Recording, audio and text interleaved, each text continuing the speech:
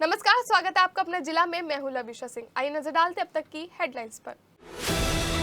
Toll plaza पर सेना के जवान की पिटाई करने वाले 7 आरोपी टोल कर्मी गिरफ्तार। 24 घंटे में एसएसपी का दूसरा बड़ा एक्शन। 50,000 लेकर आरोपियों को क्लीन चिट लेने वाले परीक्षितगढ़ थाने के एसओ और दरोगा सस्पेंड, दोनों पर बिठाई विभागीय जांच। पलावदा के खाता गांव में जेल से छूटकर आए बदमाशों ने मांगी 1 लाख की रंगदारी। पीड़ित युवकों ने पुलिस से लगाई सुरक्षा की गुहार।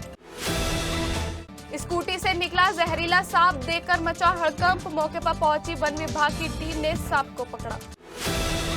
सेना के जवान से मारपीट का मामला गरमाया। ग्रामीणों ने टोल पर की जमकर तोड़फोड़, भागकर बचाई टोल कर्मियों ने जान। और अब खबरें विस्तार से। रविवार शाम भूनी टोल प्लाजा पर सेना के जवान कपिल की खंबे से बांधकर लाठी डंडों से पिटाई का मामला दिल्ली और लखनऊ में गूंजा तो हरकत में आई पुलिस ने फौजी कपिल की पिटाई करने वाले 7 आरोपी टोलकर्मी गिरफ्तार कर लिए। पुलिस ने फौजी के साथ हुई मारपीट के मामले में पीड़ित परिजनों की तहरीर पर गंभीर धाराओं में मुकदमा दर्ज कर लिया, जिसके बाद पुलिस ने नीरज उर्फ बिट्टू, अंकित, विजय अंकित, सचिन, सुरेश राणा और अनुज को गिरफ्तार कर लिया। जैसे ही टोल प्लाजा पर सेना के जवान की पिटाई का मामला दिल्ली में गूंजा, तभी हरकत में आया एनएचएआई ने एक्स पर पोस्ट डालते हुए कार्यवाही की सूचना दी। एनएचएआई ने टोल संग्रह एजेंसी मैसर्स धर्म सिंह पर 20 लाख का जुर्माना लगा दिया। साथ ही टोल संग्रह फर्म को टोल प्लाजा की बोलियों में भविष्य में भागीदारी से प्रतिबंधित करने और वर्तमान में ठेका समाप्त करने की प्रक्रिया शुरू कर दी। एनएचएआई के अधिकारियों ने भूरी टोल प्लाजा की घटना को लेकर विभागीय जांच के निर्देश दे दिए हैं। 24 घंटे में एसएसपी डॉक्टर विपिन ताड़ा ने दूसरा बड़ा एक्शन लेते हुए थाना प्रभारी परीक्षितगढ़ बनाए गए संजय द्विवेदी को सस्पेंड कर दिया है। एसएसपी ने 50,000 रुपए की रिश्वत लेने के मामले में ऑडियो सुनने के बाद सीओ सदर देहात को इस मामले की जांच सौंपी थी। उसके बाद विवेचक योगेश गिरी और एसओ संजय द्विवेदी को सस्पेंड कर बड़ा संदेश दिया है कि भ्रष्टाचार किसी भी कीमत पर बर्दाश्त नहीं किया जाएगा। बता दें कि 28 अप्रैल को नंगला हरेरू में गोली चलने के एक मामले में वादी को ही आरोपी बनाकर जेल भेज दिया गया था। पुलिस ने बीएनएस की धारा 248 के तहत हमदान को ही जेल भेज दिया, जबकि 2 बाइक सवार 7 लोगों ने उन पर शब्बू पर गोलियां चला दी थी। पुलिस ने हमदान की रिपोर्ट दर्ज करने के बाद विवेचना में यह दर्शा दिया कि आरोपियों को फंसाने के लिए हमदान ने खुद ही गोली चलाई थी। एसएसपी द्वारा कराई गई जांच में यह तथ्य झूठा निकला, जिसके बाद डॉक्टर विपिन ताड़ा ने एक्शन लिया। बताया जा रहा है कि आरोपियों को बचाने के लिए 50,000 रुपए की डीलिंग हुई थी, जिसकी ऑडियो और वीडियो किसी ने एसएसपी के पास भेज दी थी। जेल से छूटकर आए गैंगस्टर पर 1 लाख की रंगदारी मांगने का मामला सामने आया है। बताया जा रहा है कि रंगदारी नहीं देने पर पीड़ित को जान से मारने की धमकी भी दी गई है। मामला फलावदा थाना क्षेत्र के खाता गांव का बताया जा रहा है। यहां के रहने वाले शिवम और परवीन ने बदमाशों पर रंगदारी मांगने का आरोप लगाते हुए पुलिस से कार्यवाही की मांग की है। पीड़ितों का आरोप है कि बदमाश उनसे 1 लाख रुपए की रंगदारी मांग रहे हैं और पैसे नहीं देने पर जान से मारने की धमकी भी दे रहे हैं। पीड़ितों ने पुलिस को एक वीडियो भी दिखाई है जिसमें बदमाश हथियारों के साथ नजर आ रहे हैं। वहीं मामला संज्ञान में आने के बाद पुलिस बदमाशों की तलाश में जुट गई है। सदर बाजार के खूनी पुल के पास एक स्कूटी में सांप निकलने से हड़कंप मच गया। बताया जा रहा है कि एक युवक बैंक में पैसे जमा कराने के लिए गया था, लेकिन इस दौरान जब अचानक स्कूटी बंद हो गई तो उसने स्कूटी को स्टार्ट करने की काफी कोशिश की, लेकिन जब स्कूटी स्टार्ट नहीं हुई तो युवक ने स्कूटी को एक तरफ खड़ा कर दिया। बताया जा रहा है कि इस दौरान अचानक स्कूटी के अंदर से सांप निकलने से वहां लोगों की भीड़ एकत्र हो गई, जिसकी वीडियो सोशल मीडिया पर वायरल हो रही है। वहीं सूचना मिलने पर वन विभाग की टीम मौके पर पहुंची और सांप को पकड़ लिया, जिसके बाद लोगों की सांस में सांस आई।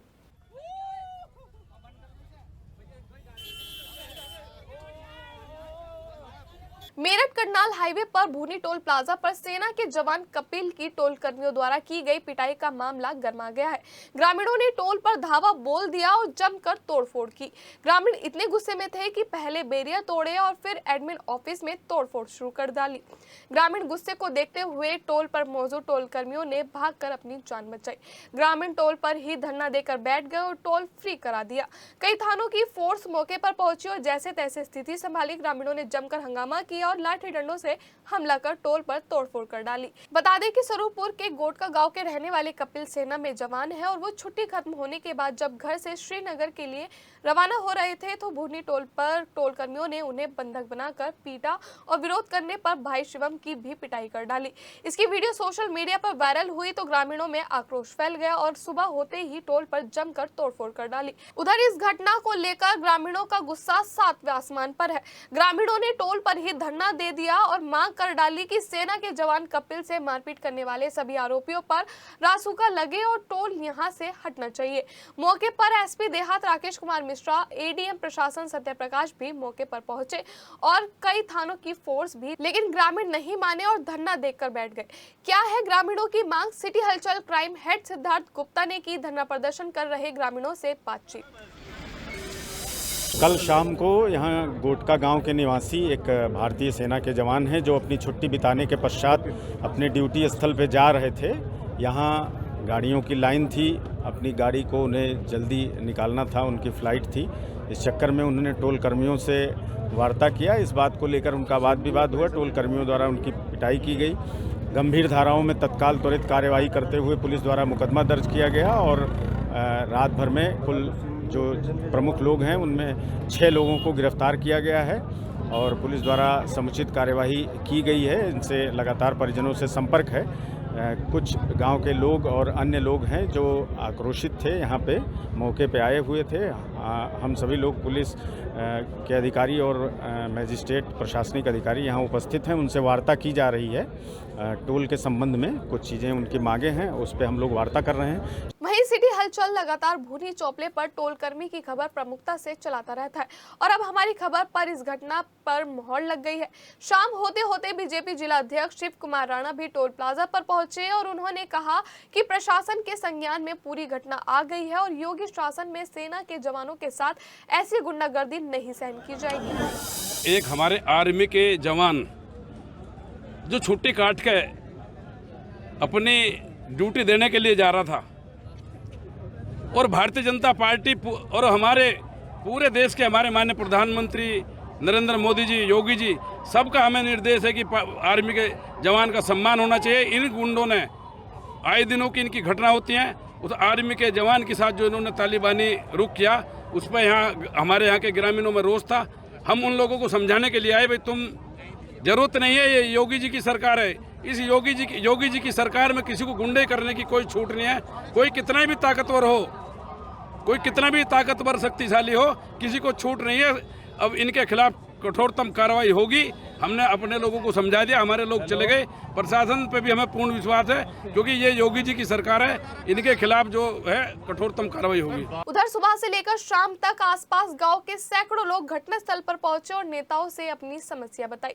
एक प्रत्यक्षदर्शी के अनुसार सेना के जवान के कपड़े फाड़ दिए गए थे और उसका कार्ड भी छीन लिया गया था, जिसके बाद सेना के जवान कपिल के गाँव में फोन करके उसके परिजनों को सूचना दी गई थी।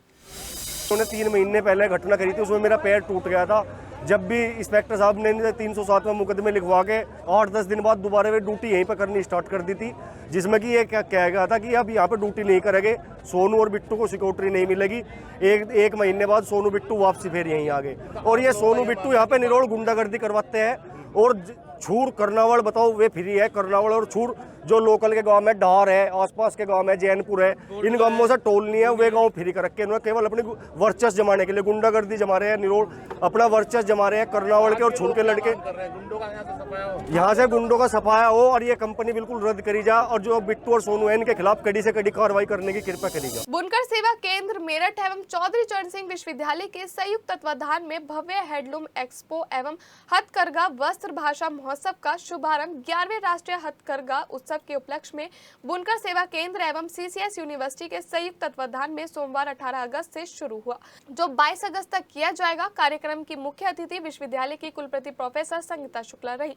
विशिष्ट अतिथि के रूप में पहुंची आईआईटी रुड़की की सहायक प्रोफेसर डॉक्टर स्मृति सारस्वत, भाषा research and publication centre Vadodara की ट्रस्टी डॉक्टर मदन मीणा, सहायक आयुक्त इटावा सुनील कुमार यादव, तपन शर्मा उपनिदेशक बुनकर सेवा केंद्र और वस्त्र उद्योग एवं डॉक्टर अलका तिवारी ने अपनी उपस्थिति से कार्यक्रम की शोभा बढ़ाई।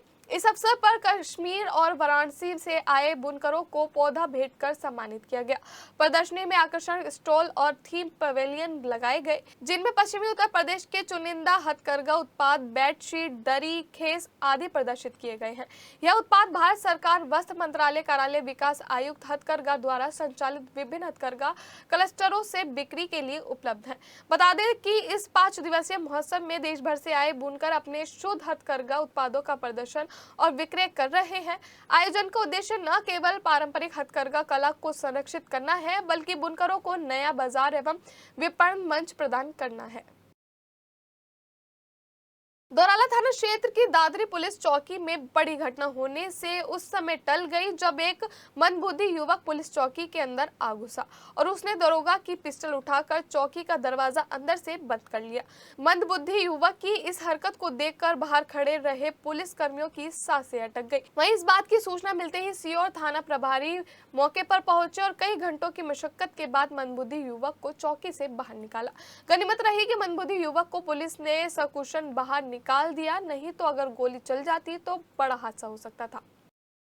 मेरठ एसटीएफ यूनिट को उस वक्त बड़ी सफलता हाथ लगी जब टीम ने वैशाली बस स्टैंड के पास से 12 साल से फरार चल रहे 2 लाख रुपए के इनामी बदमाश हरीश को गिरफ्तार कर लिया। एसपी एसटीएफ ब्रजेश सिंह ने बताया कि पकड़ा गया बदमाश हरीश बेहद शातिर किस्म का अपराधी है। पकड़े गए बदमाश हरीश के खिलाफ करीब 34 मुकदमे गंभीर धाराओं में दर्ज हैं, जिनमें अधिकतर मुकदमे मुजफ्फरनगर और बागपत में दर्ज हैं। एसपी ब्रजेश सिंह ने बताया कि पकड़ा गया बदमाश मुजफ्फरनगर के भोरा कला थाना क्षेत्र के भोरा खुर्द गांव का रहने वाला है। फिलहाल पुलिस पकड़े गए बदमाश से पूछताछ कर रही है। मेरठ के फलादा थाना क्षेत्र के सनौता निवासी फैजी रिवजी पुत्र अख्तर अली ने रिजवी गारमेंट्स के नाम से फलादा में दुकान खोल रखी है। सोमवार को ब्रेजा कार सवार 4-5 युवकों ने फैजी के साथ गाली गलौज करते हुए लाठी डंडों से मारपीट की। गाड़ी में आए युवकों ने फैजी की काफी बुरी तरीके से पिटाई कर डाली। सूचना पर मौके पर पहुंची पुलिस कार सहित युवकों को थाने ले आई। पीड़ित फैजी को पुलिस ने मेडिकल उपचार के लिए सीएससी फलादा भेज दिया, जहां से उसको मेरठ जिला अस्पताल में भर्ती कराया गया है। घटना की सीसीटीवी फुटेज सोशल मीडिया पर खूब वायरल हो रही है। राज्यसभा सांसद डॉक्टर लक्ष्मीकांत वाजपेयी ने राज्यसभा में उज्ज्वला गैस वितरण को लेकर पेट्रोलियम और प्राकृतिक गैस मंत्री से 3 सवाल पूछे, जिसका उत्तर मंत्रालय ने विस्तार से दिया। डॉक्टर लक्ष्मीकांत वाजपेयी ने उज्ज्वला योजना के अंतर्गत कनेक्शन जारी करने के लिए कोई लक्ष्य निर्धारित किया है या नहीं, 2 वही वर्षों के दौरान इस योजना के अंतर्गत कितने कनेक्शन जारी किए गए हैं और उत्तर प्रदेश में वर्षवार जिलावार क्या स्थिति है। साथ ही साथ उन्होंने पूछा कि देश भर में इस योजना के लिए कितने वितरक नेटवर्क उपलब्ध है और क्या सरकार इस नेटवर्क को विस्तार करने की योजना बना रही है या नहीं। राज्यसभा सांसद डॉक्टर लक्ष्मीकांत वाजपेयी के इन सवालों के जवाब में मंत्रालय ने बताया कि PMUVI यानी कि प्रधानमंत्री उज्ज्वला योजना के अंतर्गत 2019 से लेकर 1 जुलाई 2025 तक दिए गए सभी लक्ष्य निर्धारित समय में पूरे कर लिए गए हैं और 1 अगस्त 2025 की स्थिति के अनुसार देश भर में 10 करोड़ 33 लाख PMUVI कनेक्शन हैं, जबकि जुलाई में 30 लाख आवेदन और आए हैं, जिन पर जल्दी काम किया जाएगा। तेल विपणन कंपनियों ने इस डिस्ट्रीब्यूशन में बेहतरीन सुधार किया है और 1 अगस्त 2025 तक 25,576 LPG वितरण किए हैं, जिनमें से 4,146 उत्तर प्रदेश में है। आपको बता दें कि मंत्रालय ने अपने जवाब में कहा कि आपूर्ति नेटवर्क को लेकर बड़े स्तर पर काम हुआ है और 1 अप्रैल 2016 से लेकर 30 जून 2025 तक देश भर में 7,997 वितरकों में से 7,403 वितरक ग्रामीण क्षेत्र में हैं, जो करीब 93% है। वहीं मंत्रालय ने राज्यवार भी 4 सालों की सूची उपलब्ध कराई है और उत्तर प्रदेश के लिए जनपदों के हिसाब से भी सूची उपलब्ध कराई है। आपको बता दें कि मेरठ में 2021-22 में PMU कनेक्शन का सिलसिलेवार ब्यौरा दिया गया है। 2021-22 में मेरठ में 15,067, 2022-23 में 7,294, 2023 में 24 में 16,678 थे। वहीं 2024-25 में अभी 28 PMU कनेक्शन है।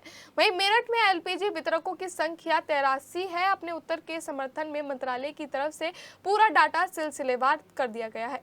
वहीं मेरठ में LPG वितरकों की संख्या 83 है। अपने उत्तर के समर्थन में मंत्रालय की तरफ से पूरा डाटा सिलसिलेवार दिया गया है। पांचली खुर्द परगना तहसील में फर्जी पट्टा दर्शाकर करोड़ों रुपए की सरकारी भूमि पर भूमाफियाओं द्वारा फर्जी बेनामी के विरोध में सोमवार को दर्जनों किसान भारतीय किसान यूनियन इंडिया के बैनर तले कलेक्ट्रेट पहुंचे। इस दौरान उन्होंने आरोप लगाते हुए बताया कि जिले के ग्राम पांचली खुर्द के पूर्व ग्राम प्रधान पति अनिल कुमार द्वारा ग्राम समाज की भूमि को भूमाफियाओं को बेचने की कोशिश की जा रही है, जबकि सरकारी अभिलेखों में ग्राम समाज की भूमि थी। लेकिन कुछ समय भूमाफियाओं लोगों ने उस भूमि पर किसी अज्ञात सतीश नामक युवक को ग्राम पांचली खुर्द के नाम से हवाई पट्टा काट दिया गया, जो कभी गांव में रहा ही नहीं। वहीं किसानों की बात सुनने के बाद प्रशासनिक अधिकारियों ने मामले की जांच कर उचित कार्यवाही का आश्वासन दिया है। क्रांतिकारी भूमि ग्राम पांचली, जो आदरणीय अमर शहीद कोतवाल धन सिंह गुर्जर जी की जन्मभूमि रही है, वहाँ का प्रकरण है लगभग 20 बीघे जमीन, जो अरबों की संपत्ति का मामला है। वो प्रशासन की सांठगांठ से एक बार पहले न्याय के लिए गुहार लगाई, न्याय मिला भी। लगभग 2008 के करीब आदेश हुए, जो तहसीलदार तहसील न्यायिक वाले थे उन्होंने आदेश करे और वो जो भूमाफिया की गिरफ्त में जमीन चली गई थी उसको वापस ग्राम सभा की भूमि में दर्ज कराया। लेकिन बाद में दोबारा से फिर सांठगांठ करने में सफल हो गए, क्योंकि बड़े धनाढ्य लोग हैं। अपने जिला में फिलहाल इतना ही, हमें दीजिए इजाजत, नमस्कार।